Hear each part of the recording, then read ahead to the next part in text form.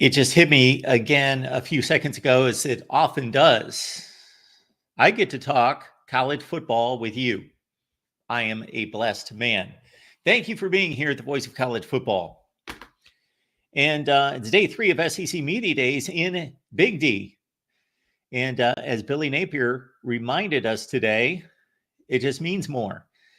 When I hear particular coaches touting their conference, and I would expect that most of these coaches, especially if they have logged multiple years, maybe multiple jobs, both as an assistant and a head coach in a particular conference, that they're going to tout that conference and be proud of that conference. I like that. I think that's a good thing.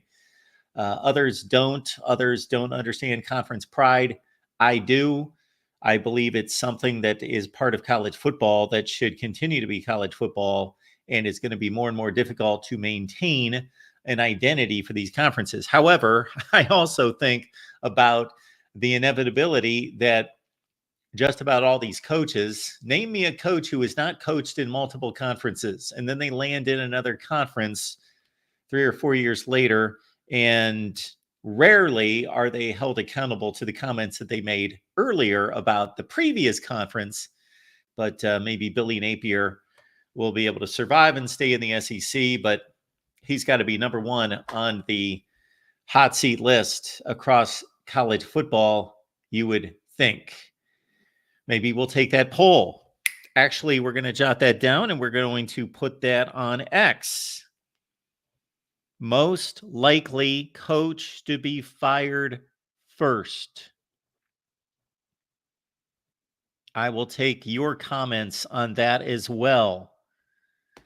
I have produced a Coach's Hot Seat video each and every offseason for years, and I can't necessarily say how I ranked them this past year. I'd have to go back and look at the video. But Billy Napier, I believe, has to be number one.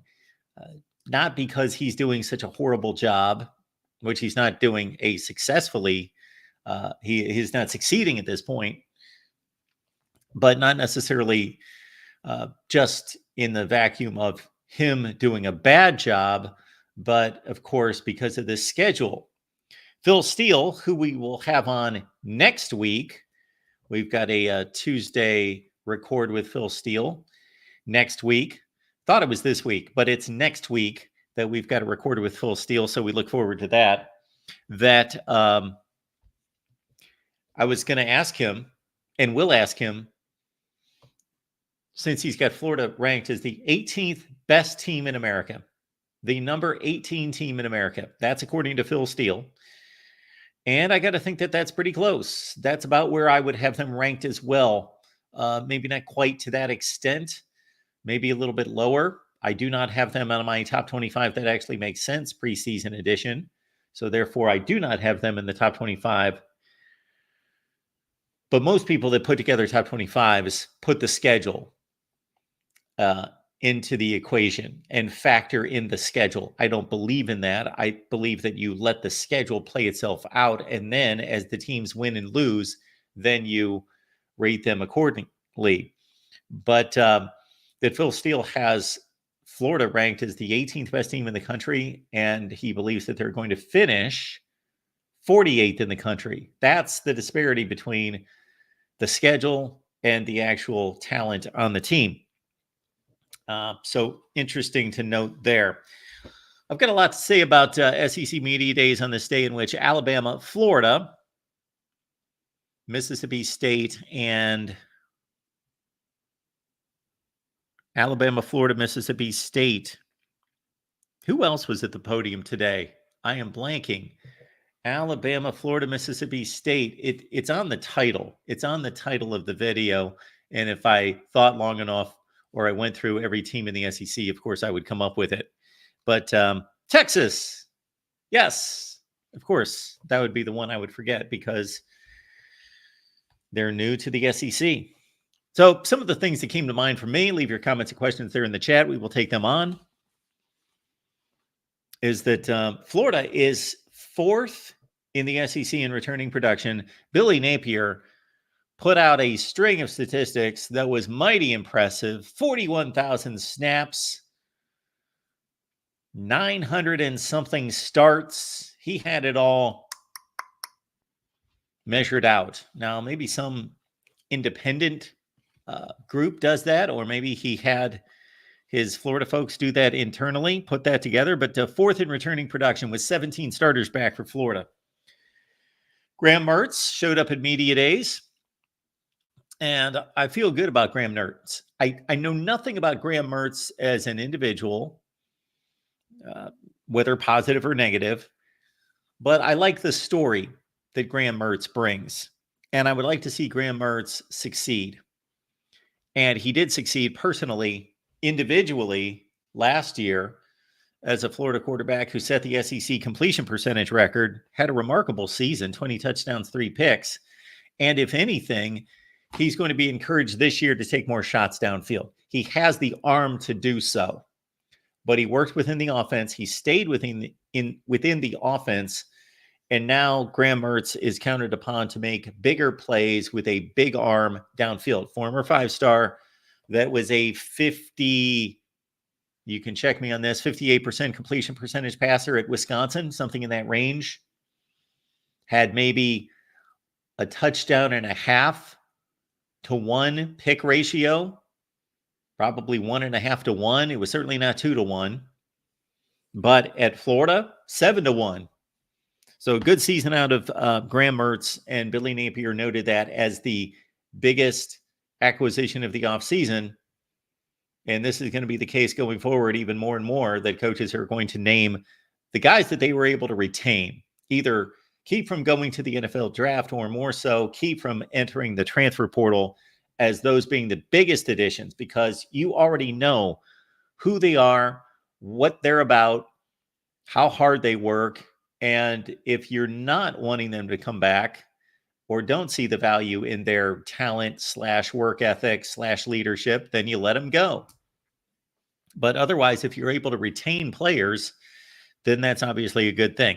Montrell Johnson followed Billy Napier from Louisiana, where he was one of the best running backs in the group of 5. And now he's, I don't want to say one of the best running backs in the nation, but he's an upper echelon running back. He's one of the best in the SEC. 2,500 yards rushing in his career, and would like to, I'm sure, put up 1,000 yards and have a winning record for Florida this year. And also Shamar James, who was one of the prized recruits in his recruiting class, that when he was on the field last year, looked the part. Future NFL, not just player, future NFL starter, Shamar James of Florida, but he missed 8 games. And of course, right out of the gate, I knew it, you knew it, everybody knew it, everybody in Dallas at the SEC Media Days knew it, and of course, the guy asking the question knew it. The first question posed to Billy Napier had to do with the chat. What do you think? The schedule, of course. The schedule is daunting. And I believe that Billy Napier gave a great response. It's not the response that necessarily people wanted to hear, or would have been of a little shock value of, okay, yeah, we are still going to win a championship, or we've got to win 8 games against the schedule, or whatever it would be. This football team, any football team, is not going to be successful thinking about this daunting road that they've got to travel, especially in November. They can't even think about September. This football team right now, today, the coaches may be thinking Miami. They can set aside time to study Miami. I'm sure they looked at them already in the offseason. But the players, no, Miami should be an afterthought. Nothing about Miami. This is July 17th, if I've got my date straight, something like that. It's July 17th. The Miami game's August 31st. It's 45 days away. That's not what it's about for this team. Even contending teams like Georgia and Alabama and Texas, It's not about the games. We can talk about the games in November. We can talk about the games in September, and certainly want to talk a ton about week 1. But that's not is the way to make your player successful and your team successful. Can't do that. So Billy Napier's response about this daunting schedule was, well, for the next 10 days, we've got to focus on weight training, conditioning before August camp. We got to make sure that our guys are prepared for a grueling August camp, not a grueling schedule, a grueling August camp. And that's it. That's it. Nothing else matters. For the next 10 days, nothing else matters except get in as good a shape as you possibly can. And depending on your ability to mentally focus and prepare in that way, maybe that's just lifting weights, running, doing all your regular regiment, and then the final day before training camp, giving yourself a day of rest, and then mentally preparing, focusing, and then getting ready. Maybe it's focusing, preparing an hour or two before you got to hit the practice field that morning. Maybe it's going to take you a week, whatever it is, to go from off-season mindset to training camp mindset. But in terms of conditioning and preparedness, this football team just has the next 10 days. That's what's in front of them. Now, you and I, we can talk more than that. And so then for Billy Napier, it's going to be get to August 1st. And then it's about competing. It's about competing for jobs. It's about taking what was worked on in the spring in terms of technique, fundamentals, footwork, understanding the playbook, depending on your position, all those things, depending on your level of skill and depending on your status on the depth chart, what's expected of you. And then taking that to August and cutting loose, continuing to learn, because August is still a time of learning. And I think a lot of us would be surprised. Well, I guess I wouldn't be because I'm stating it right now, and I've thought this for a long time, that,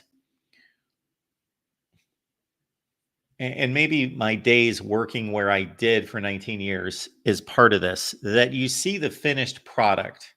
You see when the lights go on August 31st, and you see the team in the fancy uniforms and the shiny helmets, and you see it all come together, and let's say they play a decent game, and it looks like it was all pulled together, and you just figured that this coaching staff and these players, they had the answers all through August. They knew who was going to play where, what the scheme was going to be. Everybody knew their assignments. No, it's a fire drill. It's a last minute, oh, this dude got nicked up. Jump in there. I understand we're putting you at the left cornerback position, or we're putting you in the slot, and you've rarely ever seen the slot, but you're going to have to play some slot corner, or you're going to have to see some situations from the offense, and we're going to give you a couple looks at this. And that's all we have got time for, but we can't prepare everybody individually. So you need to know your game, study the opponent, know the scheme, and you got to work on this yourself. There's a lot of that. And again, I draw those analogies to what I used to do because it would all look pretty and shiny and pulled together on the air, but it wasn't necessarily. It was many times held together with duct tape. And that's not a knock on any of this, whether it be the football or the television. That's actually a tribute, confirmation of the skills of these people to be able to work on the fly, work in fluid situations, adjust on the fly, adjust to changing conditions, adjusting to figuring out, okay, this guy is, we thought in the spring, we thought he was a tackle. We thought he could help us at tackle. He can't. He better not. He's not going to be able to get out on the edge against edge rushers. Maybe it was a borderline decision in the spring that we thought, okay, we're going to put some faith in him. He can play tackle. But you know what?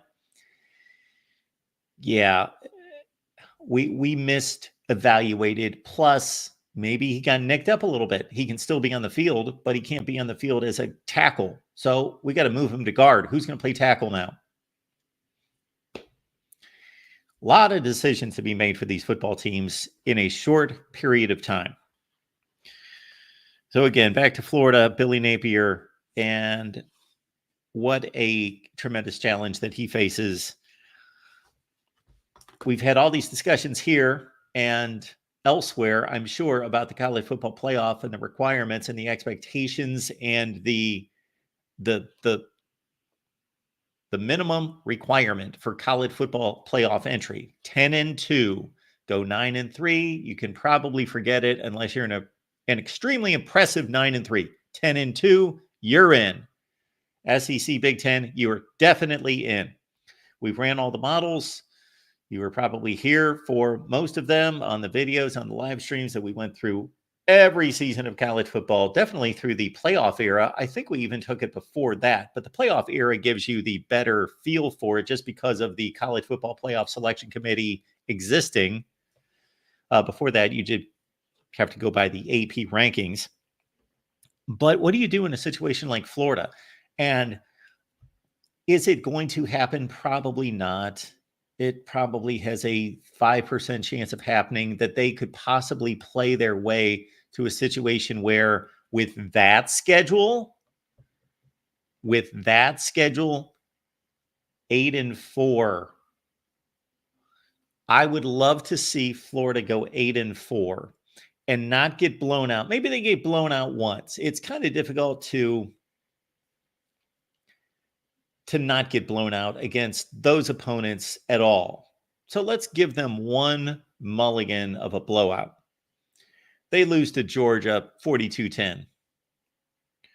But Georgia's the best team in the country. Let's say they fulfill that expectation. And otherwise, Florida loses to, who else did they have? They've got Texas. They've got Ole Miss. They lose some of these games by a touchdown, 4 points. And these teams that they're losing to are 10-2, 11-1 teams. And they go 8-4. It's going to be a heck of a conversation. It's going to be phenomenal. I want this to happen. I want an 8-4 Florida team that lost close games against really good competition. I want to see that because I want there to be a debate to say, you know what? Isn't this 8-4 Florida team? Aren't they as good as this 10-2 team over here? Shouldn't they go to the playoff? Fascinating conversation, fascinating debate and comparison there. I'm all into that.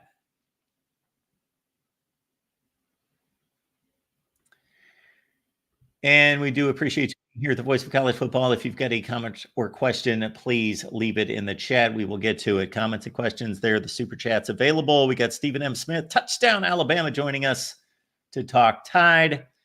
And of course, you can catch Stephen every Monday, Wednesday, Friday right here on YouTube at 6:30 Central. It's In My Own Words. Stephen, how you doing today? Well, doing good, Mark. I'm right here in Dallas, Texas at the Omni Hotel for the media days. Wednesday was outstanding. We got a chance to hear Coach DeBoer today work in the room, his first time in the SEC doing this, where it definitely means more. And, of course, Malachi Moore, Jalen Milroe, and Tyler Booker accompanying him to Dallas. Actually, Stephen, we're going to start out the conversation by asking you somebody not on the Alabama football team, but he's a young, aspiring broadcaster by the name of Nick Saban. Oh, man, he was there too, and he's been hogging up all the spotlight this week, making his takes, being hilariously initially turned away from media days because he did not have on his credentials. So now he gets the full taste of what it means to be a media now. But he was let back in when he had his credential on, and he's been having fun with this, Mark, a part of that whole ESPN deal that he's got now, along with being an advisor to the Alabama football program. So Nick Saban, the analyst, had some good takes this week. So I just took in Kalen DeBoer about an hour ago, and I wasn't really shocked and awe by anything in particular that he stated, but I'll tell you this, Stephen. My overall impression was he seemed a lot of first year head coaches in the SEC, first time in the SEC. You can tell a bit nervousness, a bit uptight, a bit wowed by the big stage from a media standpoint. But Kalen DeBoer seems right at home, completely relaxed and at ease. I mean, Mark, he does. The only thing he said that's different between South Dakota and Tuscaloosa is the heat. That's the only thing. He says, man, I'm sweating a lot here. It's hot, but the people he's been around, the relationships he's starting to create, it reminds him of home. It reminds him of South Dakota, and that's huge to put him at that level of comfort, but most importantly, at that level of confidence. He worked the room a lot today. Gave a lot of kudos to Coach Saban. Coach Saban gave quite a few kudos to him. But he is bought into this team, and this team is bought into him as the head coach. It's been an incredibly smooth transition from Nick Saban to Kalen DeBoer. And you talked about first entering campus, entering the university, and taking over the football program, and just simply saying, I have to listen to people first. I'm going to be a listener. I'm going to take in what's important to them about Alabama football, the traditions, and everything that's here. He mentioned that, Mark. He talked about taking notes from the players. When he first got here, those in-state guys like a Malachi Moore, a Deontay Lawson, a Tim Keenan, he sat down and took notes from those guys that grew up in the state of Alabama, that grew up in the culture, that grew up in the standard of what it means to play and to coach here. And he took notes from those guys, and he learned from those guys. Now, of course, DeBoer is going to have his own style, his own flavor. He's going to do it his way. But it meant a lot to hear him talk about, taking notes from guys that have been here, taking notes from coaches he's been up under, going into Nick Saban's office and acquiring things from him, even though Saban not going to overstep his boundary, but just seeing how people have poured into him and how he's began to pour into the program. DeBoer feels right at home in Tuscaloosa. Stephen, I love to lean on you for the player profiles. So we've got 3 Bama players selected for SEC Media Days here. Can you take us through each one of these players that was selected, why they were chosen, their leadership ability, what they bring to the table, both on and off the field, and what your outlook is for each one of them during the 2024 season? Okay, there we go. Well, absolutely, Mark. You look at the 3 guys that were brought in to the room here, Jalen Milroe, Malachi Moore, and Tyler Booker. I mean, the main reason why Jalen Milroe was brought in, of course, his leadership at the quarterback position, what he means coming back as a returning starter to the SEC, had over 2,000 passing yards last year, 2,834, 35 touchdowns in this offense. He looks to have a lot of fun in this offense with Kalen DeBoer. Malachi Moore, the leader on defense. And from that secondary, from the back end, of course, we look at Deontay Lawson at that Mike linebacker position as a leader as well. But Malachi Moore, a guy that's been there, done that, has a championship ring. And then, of course, you got Tyler Booker, the hoss, the big man up front on the offensive line at that offensive guard position. He has stepped into a leadership role as well. All right, Stephen. Once these guys get back and you all head back to Tuscaloosa, how many more days until training camp starts? Well, fall camp starts July 31st, that Wednesday. Final Wednesday of the month, final day of the month, July 31st starts fall camp. And you got the morning practices with Kalen DeBoer, which the players are beginning to like right now. They can get in, they can get out, get their hot tub, cold tub treatment, get the body right, being able to study film and be around their teammates more after practice. So first day of camp is July 31st. As you well know, you've been out to Tide practice hundreds of times throughout your career and are very familiar with this football team. And I know that you got a strategy on how to cover this team. So when you are out there for the first time, there's so much to take in. Where are your eyes going to go first? First of all, Mark, you know me, that offensive line. That's where my eyes are going first at offensive line. After giving up 44 sacks last year, how do they get better? Under Chris Kaplovich is going to be a big thing there.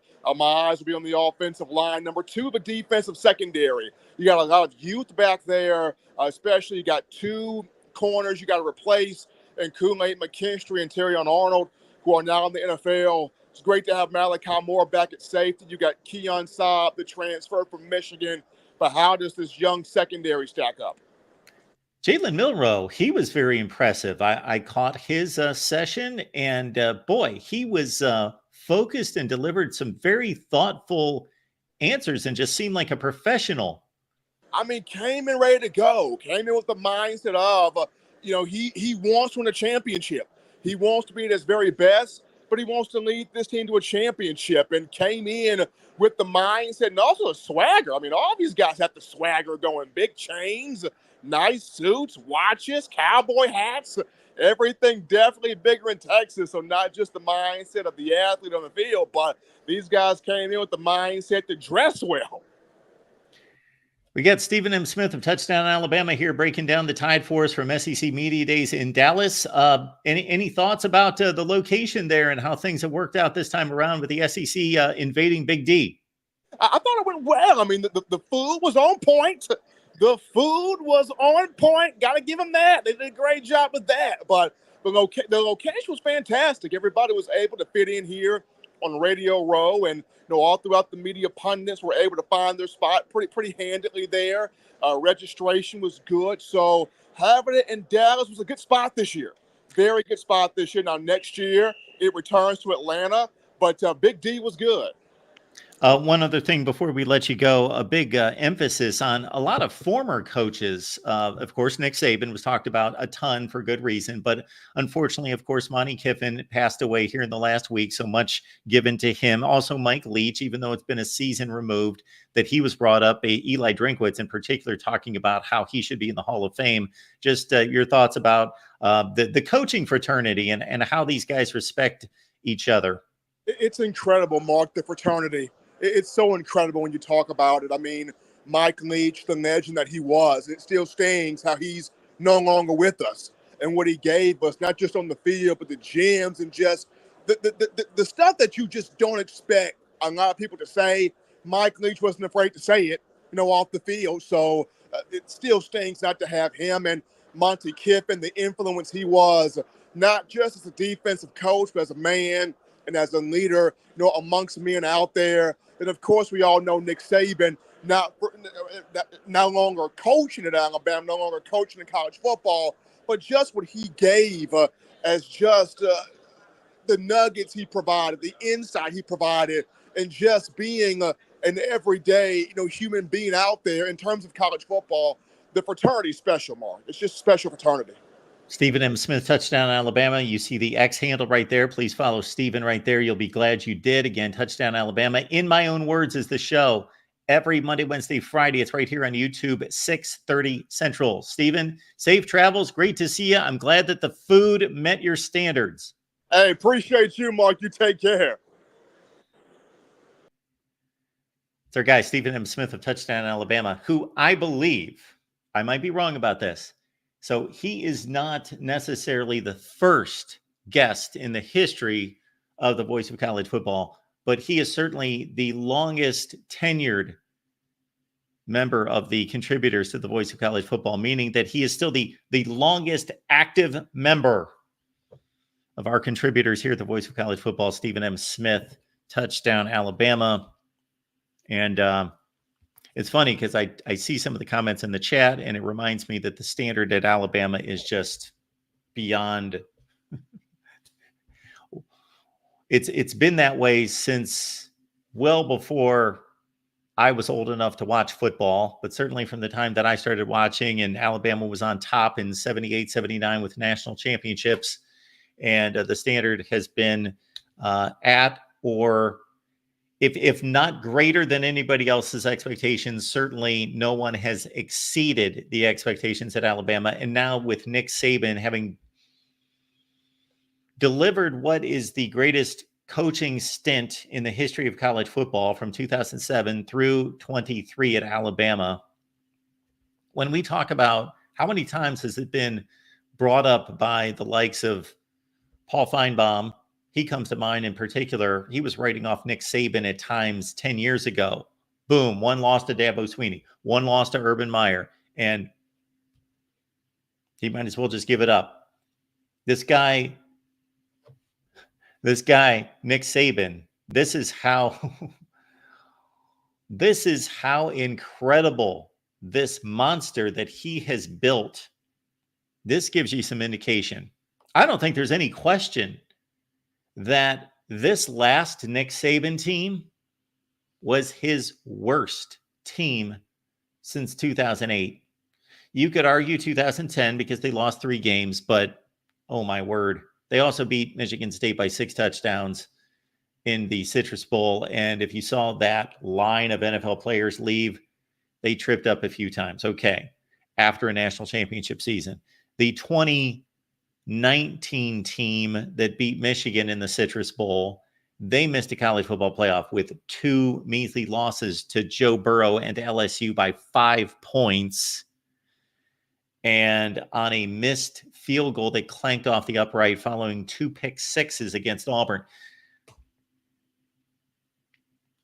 That I believe that this team that we just saw in 2023 was Nick Saban's worst team since 2007. And they could have won the national championship. Like, they were that close to winning the national championship. They would have beat Washington. They were playing Michigan for the national championship. There have been a few times where I watched the semifinal game thinking this is the national championship. This past season, Michigan, Alabama. That is the national championship I'm watching. It's not going to be the next week. This is the national championship. Alabama and Michigan. 22-21. Well, Ohio State and Georgia. That was a national championship game as well. That was another national championship game played in the semifinal. And then other than that, you'd have to go back to 2014 when I watched Ohio State and Alabama in the very first college football playoff. I knew watching the game, forget Oregon, forget Florida State, I'm watching the national championship game. Now, certainly if Alabama had won the game, I would have thought for sure, yeah, they're going to win the national championship. Still had some doubts and concerns, questions about Ohio State. But once they beat Alabama, yeah, this team's winning the national championship. This is the national championship game. So I can think of those 3 times, unless you guys can come up with another game in a semifinal that was the national championship. Those are the 3 examples that I have of a semifinal game being clearly the national championship. And I would say that, yes, Ralph, I already noted that.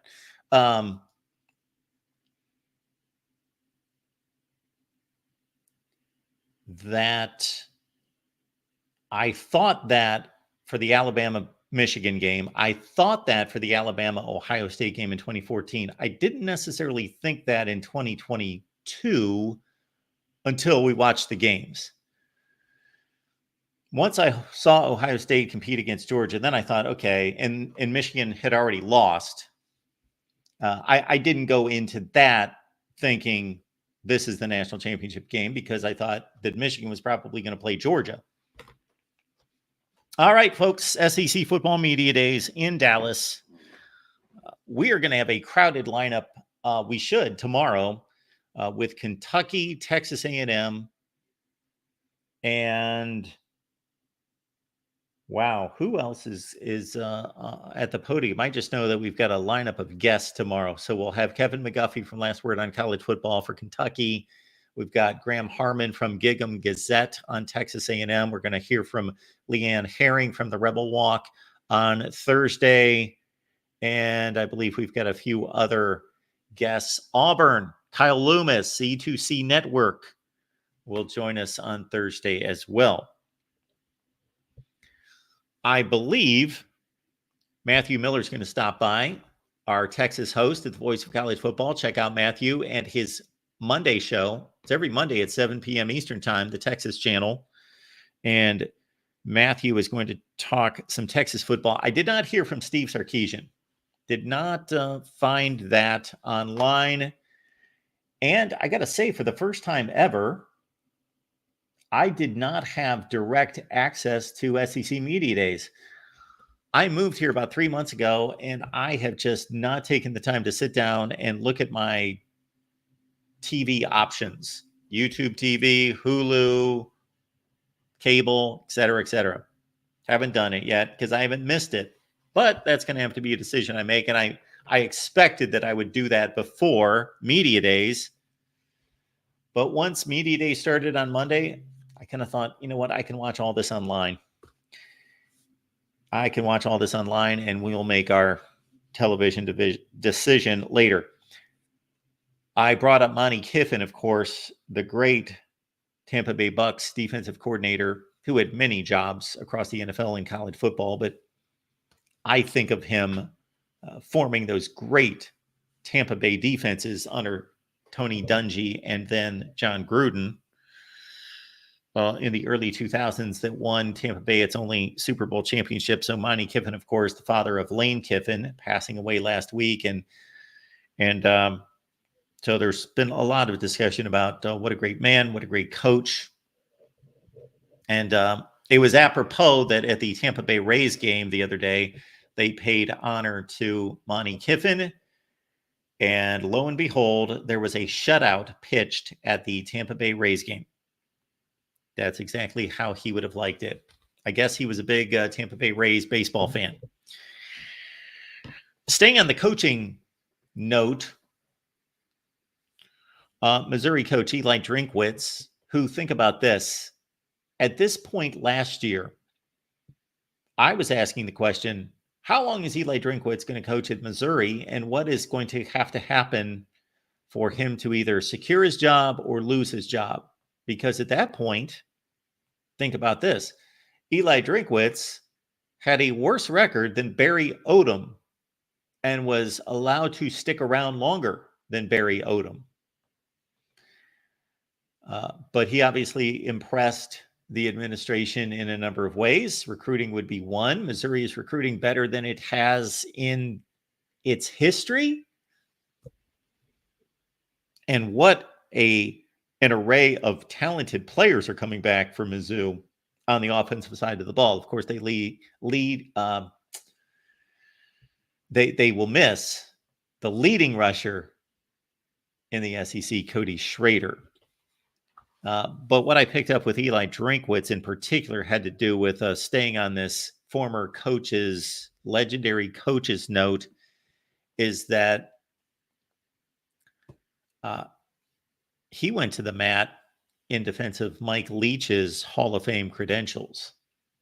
And he was very specific in calling out the chairman of the Hall of Fame voting committee. That's what I will say it is. I don't remember the exact name of the committee, but it's basically the Hall of Fame voting committee. The chairman, Eli Drinkwitz, called him out a few times, not in a harsh way, not a negative way, but basically in a challenging way to confront him and say, do the right thing. You can make exceptions. You can change guidelines. I would like to see the guidelines changed, or I would like to see the rules. Let's put it more accurately. So I don't necessarily want to get to a place where we've got one guy who makes exceptions to rules and that he has that kind of power. I don't believe in that. What I believe in is when it comes to Hall of Fame rules, they should not be rules. They should be guidelines. They should guide us. In reviewing a coach for Hall of Fame credentials, 60%. Got to win 60%.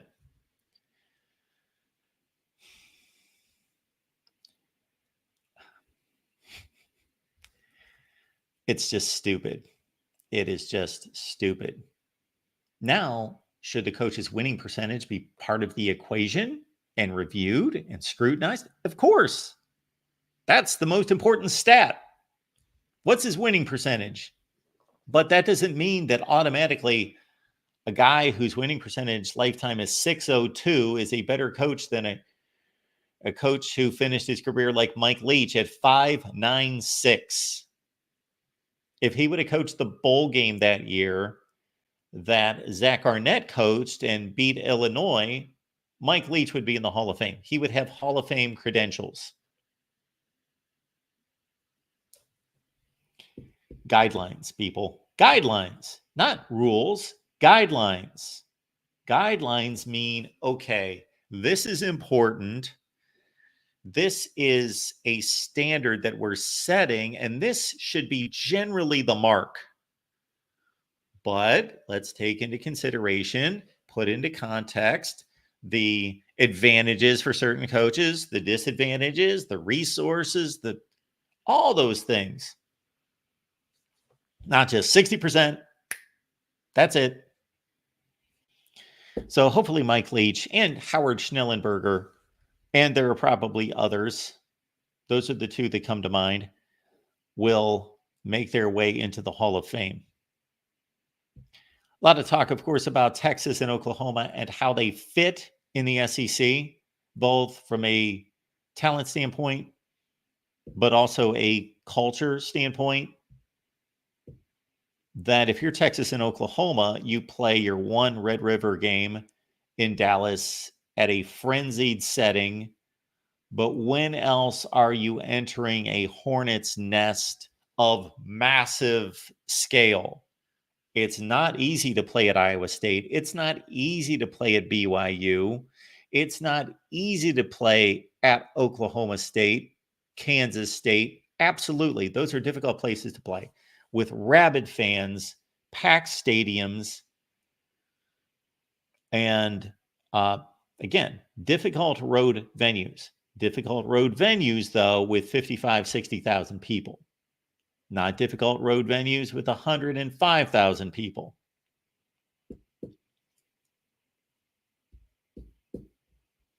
Other than that, I can't really make any other comparisons between SEC venues and the Big 12. I have not been anywhere in the Big 12. All of my stadium trips in college football have been in the SEC. Jeff Lebby, new Mississippi State head coach. Speaking of the coaching fraternity, he talked about his relationship with Josh Heupel and how he would not be a head coach right now if it weren't for Josh Heupel. And Jeff Lebby is, of course, taking over a challenging situation at Mississippi State in a new league with new opponents. And Mississippi State plays Oklahoma this year, I believe, or is it Texas? They play one of them. Jeff Lebby didn't say anything too radically different than what you would expect, except he did highlight Blake Shapen, his quarterback of choice, coming in from Baylor. Blake Shapen, of course, led his team to the Big 12 championship at Baylor in 2021. And Lebby was more specific about his experience and also his guts. He is a tough quarterback and does lay it on the line. He's a baller. He's a gamer type. He's a scrappy kind of quarterback. And Jeff Lebby, of course, being an offensive coordinator and being one of the best in the business, both at UCF and Ole Miss and Oklahoma, said it flat out that you've got to build around the quarterback and that the quarterback is the most important aspect of the team. He has to be the building block, the core, the center of what you do. That's according to Jeff Lebby. And he believes he's got a good one in Blake Shapen. Does he have a good one? Yeah, he's got a good one. Does he have an elite one? No. As I mentioned to Stephen M. Smith when we had him on there, I was taken with Kalen DeBoer's comfort level, and I was taken with Jalen Milroe's polish. Very confident. Seemed confident, not in a overt, over-the-top way, not arrogant, just confident, sure of himself, seemed prepared. So those would be my thoughts on SEC Media Days. The Amazon links in the description section of all the videos and the live streams here at the Voice of College Football. Again, the Amazon link.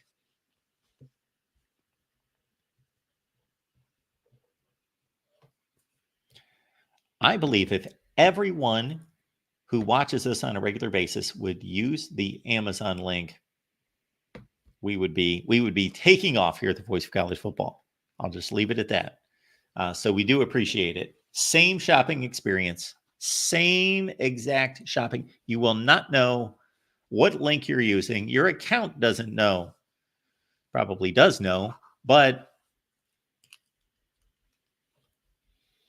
doesn't treat it any different. And of course, it doesn't cost you a penny. We've got our Florida State show coming up here at 6 p.m. Eastern time, and we've given Florida State a lot of attention. Now, I released a video this morning that was supposed to be released after the Florida State video. So unfortunately, I scheduled these videos. Sorry to point at you. I scheduled these videos on YouTube this week as I've done. I wish YouTube could give us a count on how many videos we've posted. It's got to be way over 15,000 videos. Let's think about this. Well, let's not. But I scheduled these two videos. One was Clemson against the Big 12. One was Florida State against the Big 12, looking back at their success or lack thereof against the Big 12 and also how it projects in the future. And I wanted to release because I think Florida State's a little bit more on the chopping block, it appears, than Clemson. I used to think it was almost a package. Well, at times I thought it might be a package deal. I have increasingly thought different.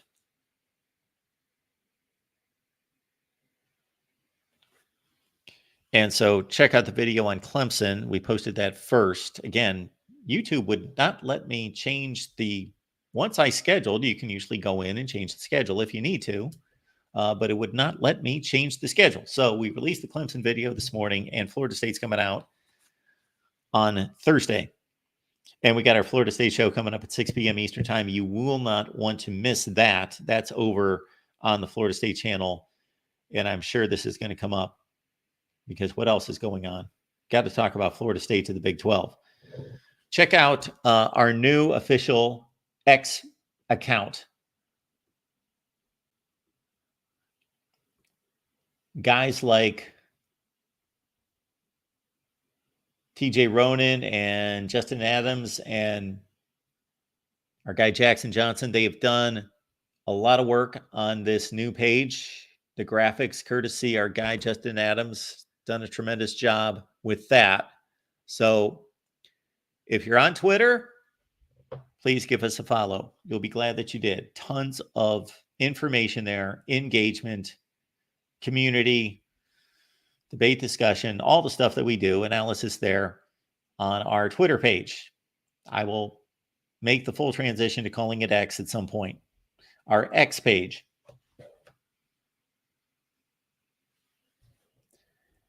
Let's see. What do we have to offer everyone today? My top 25 that actually makes sense. Check out the video. Oh, there we are as we speak, with 67 people watching us on X right now. 67, yes, 67 watching on X currently. Then we've got our countdown to college football, 38 days. TJ Hawkinson, one of the best in the NFL. All right, this should stir some people up. The greatest traditions in college football. The greatest traditions. Now, this does not come from myself. This does not come from the collective network, the Voice of College Football. This comes from, as you see at the top there, our guy TJ with the top 10 traditions in college football. So what do we think of that? I am leaving this up to all of you. I have my thoughts. Even though we're leading into the Florida State show here at 6 p.m. Eastern time, I got to say, I would have them in the top. I would have the Flaming Spear in the top 5 to 10, probably. I think of the USC sword plunge as being more iconic than Florida State, maybe just because it's been around much longer. I don't know which one was around technically longer, but which one was more significant and became significant in college football. Of course, nobody watched Florida State play football until 1978, 79, 80, and USC was already a blue blood national brand at that point. So that's why I would place USC above Florida State. The whiteout at Penn State, is this a great college football tradition? It's a great tradition. Sorry, Penn State fans, you may not like me for saying this, but number 2. Wow. Really? They've only been doing this for close to 20 years. And it's obviously not that daunting because I believe they've got a losing record in whiteouts. Yeah. I would rework this a ton. Now, the wave, from a sentimental standpoint, the wave is incredible. It's not just about tradition and pageantry. It's about the unfortunate children. And so, wow, that's difficult. It's almost like when we talk college football rivalries, I put Army and Navy in a different category. It's different, special. It's, in a sense, number one, but because there are better players on all these other rivalries, I put Army and Navy in its own category. And then I start with the rivalries of all the other schools. And I'll do the same thing here to a certain extent. It's not some made up, gimmicky, just this is our mascot. And therefore, because the mascot is this, he's going to do this. And it's cool and everybody likes it. Yeah, we're hopefully showing some type of support or inspiration to children who are, in fact, inspiring us with their bravery and their courage to fight the physical battles that they are. Yeah, that's either number one for me or it's off the board because it's real life. We've got Sooner Schooner, which of course is awesome. Play like a champion. Play like a champion. So that's obviously, as far as I can see, that's the easiest one. Meaning this, play like a champion. And if you got any comments on this, please let me know. Play like a champion. That's basically they put up a sign. That is the easiest executed of these traditions. You put up a sign. It's not a really attractive sign. It's not necessarily like I could have drawn that when I was 8. I could have written that script, play like a champion. Okay. And I know that's part of the deal is because it's old school and it's in a 1915 locker room. Play like a champion. I don't know what I would do with that. It's a sign that people touch. It's like touch the banner. Michigan, they touch a banner. Okay. All right. The players come out and they jump up and touch the banner. And I'm guessing other teams do this too, but they did it after Michigan. So yeah, it's a great tradition. It's a great tradition. I don't know how number 8 is not elevated considerably up that list. To think that that's in the same realm as Enter Sandman, which again, Virginia Tech, we're talking about far down the scale of football brands. How many important games have they played where they have played this song? They play it all the time. I get that. And it's great atmosphere in Blacksburg and all of that. But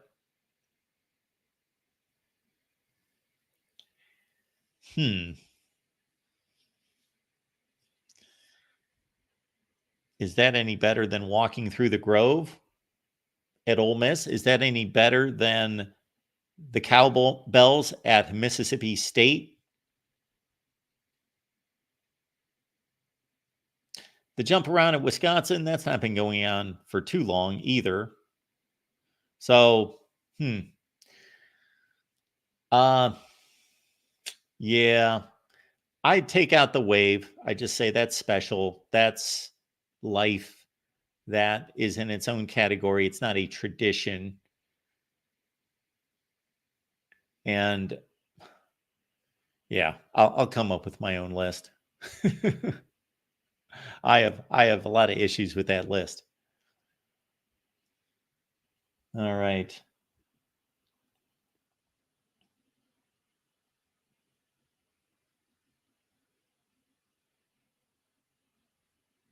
You know what?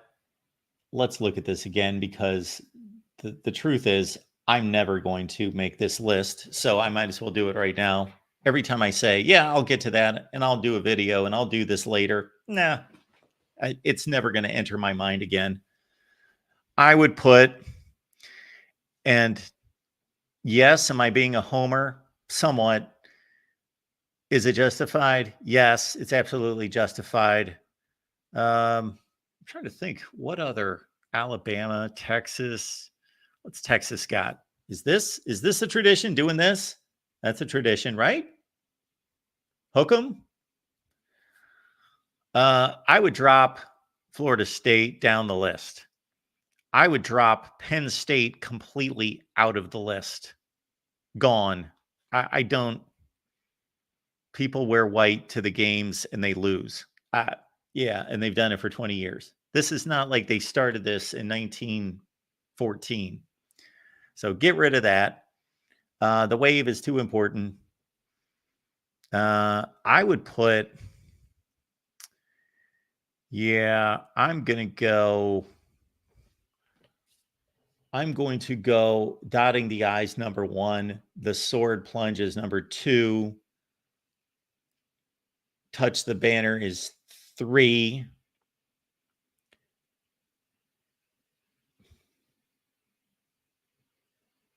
The Flaming Spirit 4, Play Like a Champion 5, Boomer Schooner 6.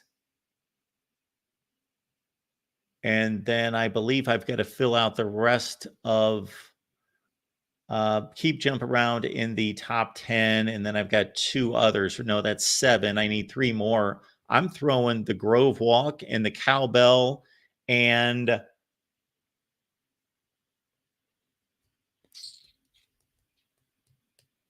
there's got to be a few others. Is Uga, is that a tradition? He's just a mascot. That's not really a tradition. And the tiger, where did we put on the mascots? The tiger from LSU. But they stopped doing that at a particular time, right? When they used to have the tiger, the live tiger in a cage. How about the Ralphie run? I would put that ahead of. I would put that ahead of the whiteout. Maybe I wouldn't put that quite as high as I think, because I think that's in the realm of Enter Sandman. If you guys have any other ones, certainly make me aware. I'm forgetting, I'm sure, other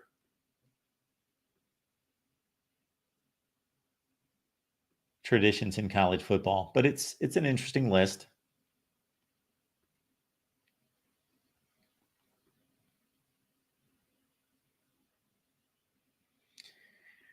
Ramblin' Wreck. Yeah. Connor, yes. So when I saw this earlier today, that's the first thing I thought of. That's got to be on the list. The eagle soaring into the plains, Jordan-Hare Stadium. Yes. The eagle descending. Yes, the eagle's been trained. Like, this is a difficult thing to do. It's not now. They've got it down. They've got the eagle trained. They do it. There requires some execution there. They didn't just put a sign on a wall and have people tap it. Which again, that's a great thing. And I'm sure that was innovative at the time. But I would include, yes, that would be there.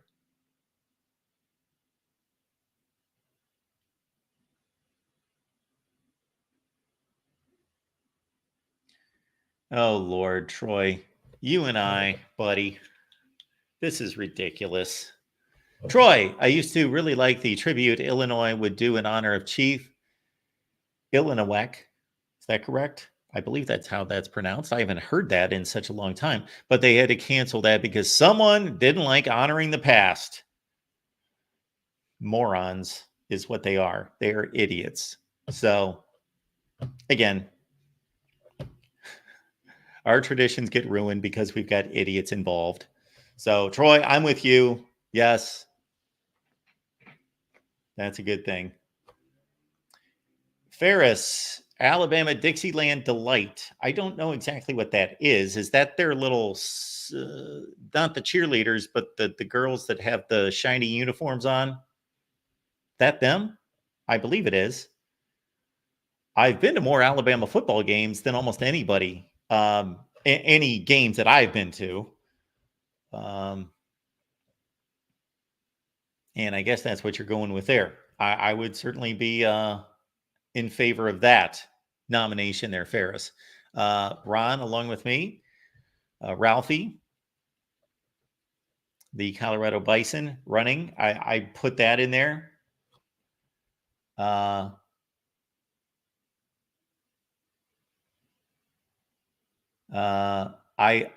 I guarantee that anyone who is criticizing the dotting of the I is a Michigan fan. Anybody else doesn't have good taste. You're either a Michigan fan, and so you automatically diss it, or you have poor taste. Yes, the tarps at UCLA, they're working that into a tradition. It's becoming a tradition.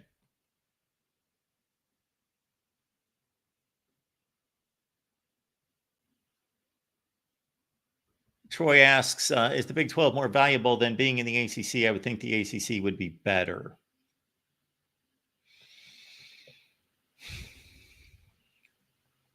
Wow, that's a great question. That is a great question. Maybe that's a video. I got to size up the ACC as it is. Nobody leaves the ACC. Nobody leaves the Big 12. I will say this, Troy. What is more valuable about the ACC is that the ACC can win a national championship. The ACC has 3 programs that I think are capable of winning national championships. Florida State can win a national championship. Clemson obviously can win a national championship. And I believe that even Miami could win. I'm not talking about Mario Cristobal specifically. I'm not talking about this team, this program in its current state. I'm saying you could go to Miami and win a national championship. I do not see any national championship contenders in the Big 12. So that's a big check mark on the ACC side. And this is one of the reasons why the ACC's in trouble and the Big 12 is not. The Big 12 has been fortified. It's been stabilized by its mediocrity. Got Matthew Miller here, host of the Texas Show. Folks, it's at 7 o'clock Eastern time on Mondays. And Matthew knows his Texas football, or I wouldn't let him take on a show. He knows his stuff. It's impressive. Matthew, how you doing? I'm doing good. How about you, Mark? I am doing just fine. And I apologize that you were geared up and ready to roll yesterday. So hopefully you've kept the fervor and the focus and been able to put it to the side for 23 and a half hours and then gear it back up because I think you got something for me, I'm guessing. Yeah, that focus is getting higher and higher because we're approaching football season. No longer do we have to make up things to talk about. We actually get to talk about real football. So, yes, I'm very excited. All right. So was there anything in particular that caught your eye and that you wanted to talk about yesterday? And then we'll roll into Steve Sarkisian and players today. So it wasn't yesterday. It was just, I know you had an Oklahoma guy on. You've had 2 Playing Sports too. They do actually a really good job. They're pretty unbiased when it comes to Oklahoma fans. And just in general, I know Texas has been getting more hype through, the media and everything. And I agree with the hype going into this season. And that's what I've tried to tell people, Longhorns fans and Sooners fans. Oklahoma's a better football program than Texas. We all know this. I don't think that's I think it's hard to digest for Texas fans, but I think they do realize that for the most part. But just coming into the season, Texas does have a better roster. I think you and I have talked about this. I think you would agree with that. I saw your power rankings. You have Texas pretty well ahead of Oklahoma. We come in with a veteran quarterback in his third year. We come in with 4 out of 5 returning offensive linemen. And Cameron Williams, the right tackle, replaced Christian Jones.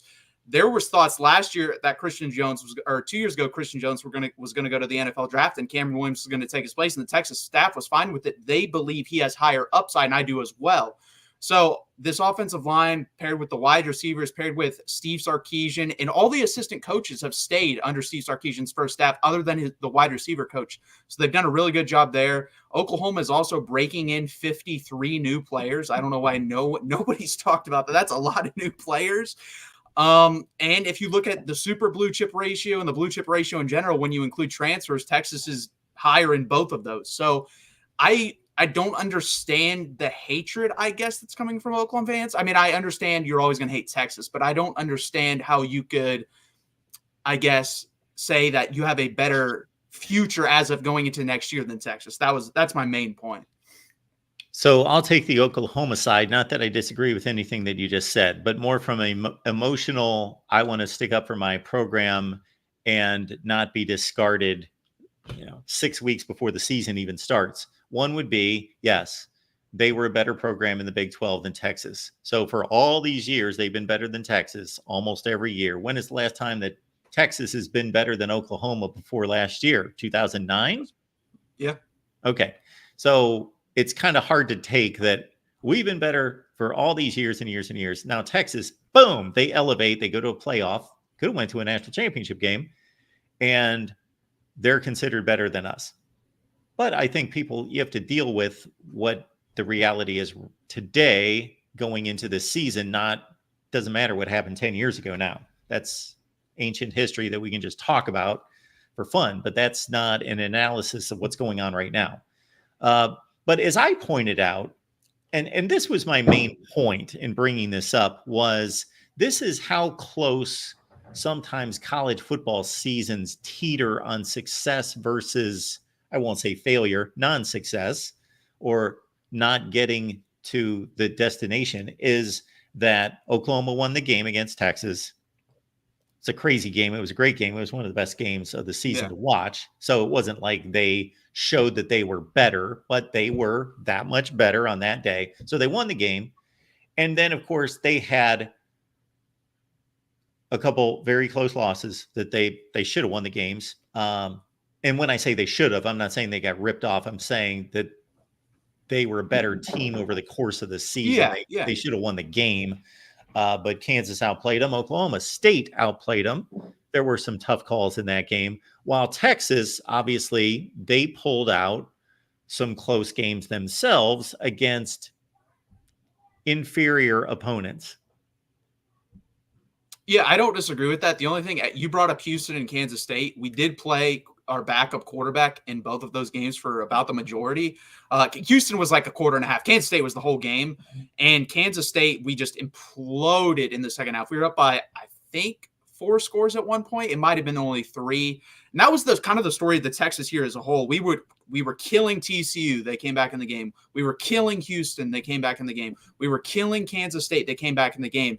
And the reason for that is we were bad in the red zone, and that's definitely something we have to fix. And then also we just have to get better at finishing out halves, quarters, etc. Because I think there's a point in every game to where you can put the nail in the coffin, and Texas never really did that versus their opponents. And also Oklahoma played in close games they won too. They barely beat UCF. They barely beat a bad BYU team. So they had close calls as well. I just think it honestly comes down to coaching. And I'm not saying Brent Venables is a bad coach. There's not enough data on each side or on either side to determine that yet, in my opinion. I think this is the year for me to see whether he is a bad coach or not. Like if Oklahoma goes 6-6, he's a bad coach, in my opinion. They have to go, in my opinion. I think this team has enough talent to be an 8-4 team with that schedule. I think that's where they should be at. Obviously, if something goes crazy, someone gets hurt, that's fine. But there's a lot of pressure on that staff, too, because you kicked Dylan Gabriel out. You did. You said, I want Jackson Arnold we think he has a higher upside than you. And this guy, Dylan Gabriel, was the reason you beat Texas, was the reason you won a lot of games last year.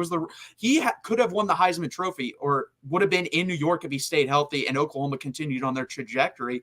And he's not there anymore. They chose Jackson Arnold. So if Jackson Arnold comes out and he's just not good, there's going to be a lot of questions. That's all I'm going to say. Sark and players at the SEC Media Days today in Dallas.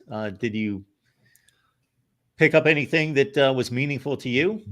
Yeah, so a lot, actually. I watched Steve Sarkisian's whole press conference, and he was very confident. The most confident I've ever seen him preseason, ever. He came in, he said, we have a top 5 football team in the country. He said that to multiple people. He said, in my 4th year, this is the deepest and most talented team.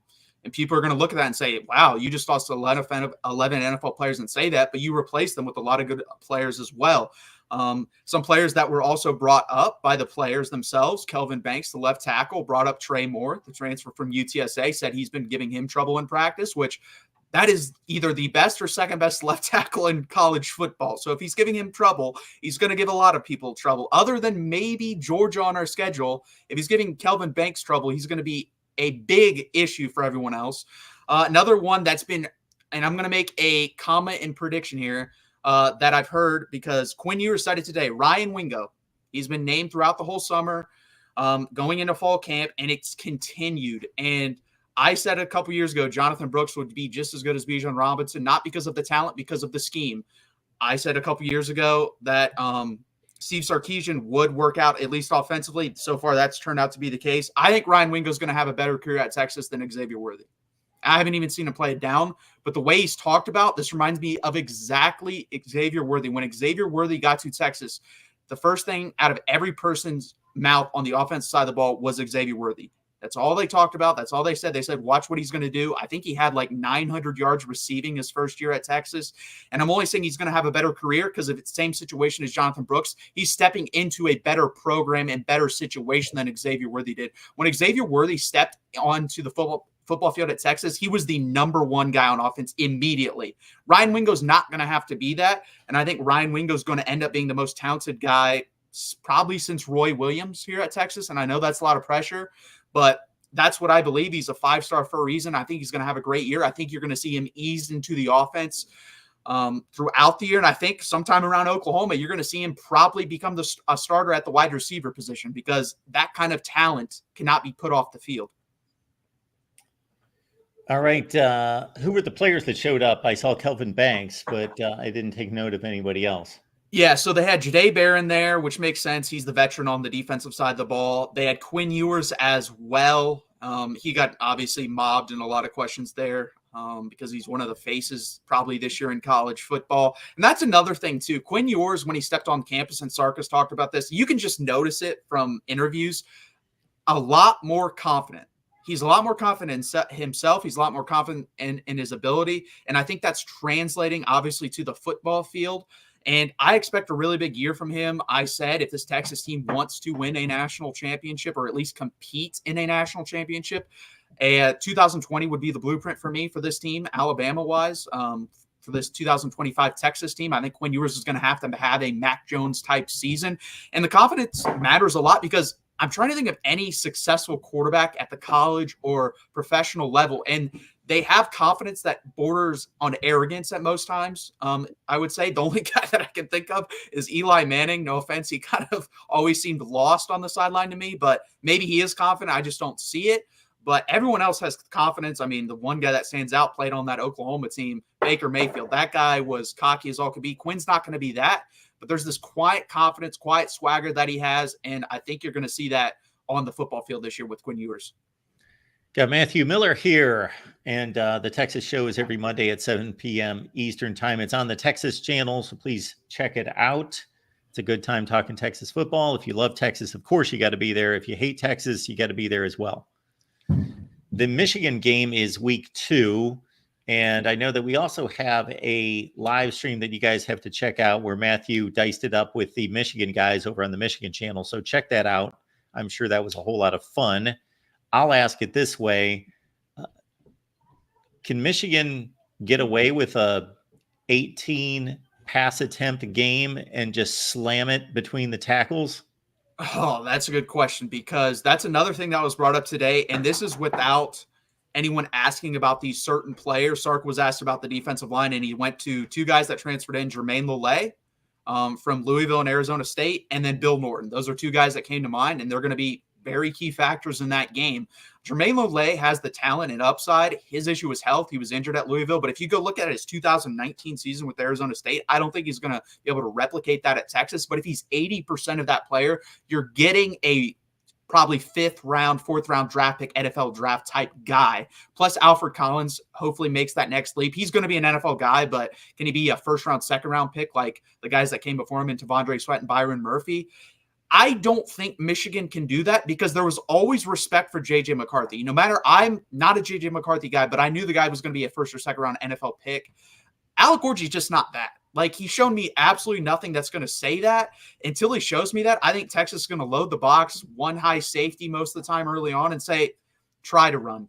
And if they can't run, they're going to be in trouble, because I said in that preview, I think Texas wants to make Alec Gorge throw the ball. My number was 24 times or more. If Alec Gorge throws the ball 24 times or more, which is about 6 a quarter, I think Texas wins the game. If it's under that, then I think Michigan wins the game. And people keep pointing to the Penn State game, but the Penn State offense last year is nowhere near what this offense for Texas is going to be. Drew Aller versus Ohio State and Michigan was terrible. Like, could not complete a pass over 10 yards. I don't think Quinn Ewers is going to have that issue. They have way more weapons in the backfield. Not way more in the backfield, but more in the backfield, in my opinion, and definitely more on the outside than what Penn State had. So if you want to replicate that game plan, sure, but you're going to have to score more points than they did in that game. What did they score, 17, Mark, or something like that, 13? They threw up a late touchdown. It was 24-15. Yeah. Yeah, Texas is going to score more than 15 points in this game. So it's hard for me to believe that Michigan can do that. Honestly, what they're going to have to do is hopefully he can complete a couple deep passes like Jalen Milroe throughout what Alabama did last year. Even Jalen Milroe didn't do that versus Texas. He completed one deep ball the whole night. And if one deep ball is not winning you this game, I think Alec Gorge is probably going to have to complete 2 to 3 to even win this game. So I don't think they can, but that defense is special for Michigan. I said in that preview, I think Michigan has the best defense in the country. So it's going to be hard. I'm not saying it's not going to be. I think Michigan's a 9-3 type football team. And if we had just a legit top 12 team playoff, I think they'd probably be in that. So it's going to be difficult. It's going to be a fun game. It's one of the most excited games of the season for Texas. And this is probably the most excited I've been for a season in general for Texas. Like Sark talked about today, we get to renew the rivalry with Arkansas again. We get to go hopefully correct that mess that happened in his first year. We play Texas A&M. Apparently, Sark talked about this. He would eavesdrop on conversation in the locker room. There are Texas players talking about that game. And I guarantee there's players from A&M talking about that game because, like he said, these guys went on visits together. These guys were choosing at the same time where to go together, and they're going to finally get to play each other. I think that game is going to be crazy on top of what happened with the baseball teams this year. I would not be surprised if a couple fire alarms are pulled in the Texas Longhorns Hotel if they decide to stay close to College Station. I'm hoping they stay outside of it, but we will see. So with your knowledge of the roster, I'll say it like this. Give us a player on offense, a player on defense, not necessarily that's going to be some superstar All-American this year, but a guy that hardcore college football fans that try to soak up as much personnel as possible will know about because they'll break through this year to be an impact player. Okay, so on defense, I'm going to go with Jalen Gilbo. This is a guy when Sark got there really liked. He's a big nickelback, and I think they're going to try to work him in with Jahdae Barron because Jahdae Barron is the nickelback. But I think, again, a big word that Steve Sarkisian is using this offseason is versatility. So I think he's going to play a lot of these guys in weird positions, and I think you're going to see Jalen Gilbo at the nickelback in a lot of these spots. I think you might see him at cornerback too. We'll have to see. I don't think you'll see him at safety. There's a possibility there, though, as well. This guy's really talented. He's a big guy, 6'1", I believe between 185, 200 pounds. I was really impressed when he did play the last 2 years. His issue has been injuries, so I expect him when he's on the field to make plays for Texas, and a secondary that's revamped and I think re-energized in general, and is going to be pretty good. And then on the offensive side of the ball, I'm going to go with a guy that I didn't give enough love to. I was completely wrong on this guy. Going into the season, I said Gunnar Helm was probably a 6th or 7th round guy at the tight end position behind Jatavian Sanders. When he got his opportunity, especially the Iowa State game stands out for me. He was really good. So I expect Gunnar Helm, and people are pointing to Amari Niblack. Amari Niblack's probably not going to be the starter. Gunnar Helm's going to be the starter at tight end for Texas.